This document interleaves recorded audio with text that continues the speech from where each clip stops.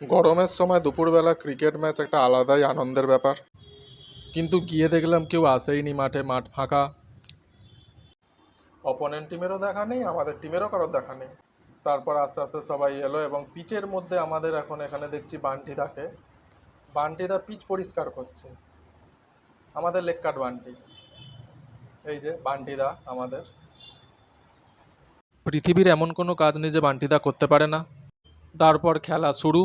Opponent team target দিয়েছে আমাদের 180, মাত্র 10 ওভারে 180 রান টার্গেট, মাত্র 10 ওভারে 180, মানে 18 করে চাই, 3টে করে 6, কোনো ব্যাপারই না। আমাদের বোলারগুলোকে কি বলি, ও আমিও তো বোলার, সরি। যাই হোক, এখানে খেলা শুরু হয়ে গেছে এবং ফার্স্ট বলেই একটা বড় 6 মারবে, বড় 6, বড় 6, বড় মানে বল একেবারে করে দেবে, মানে চিনি। দেখো এই এই কি, কী হলো?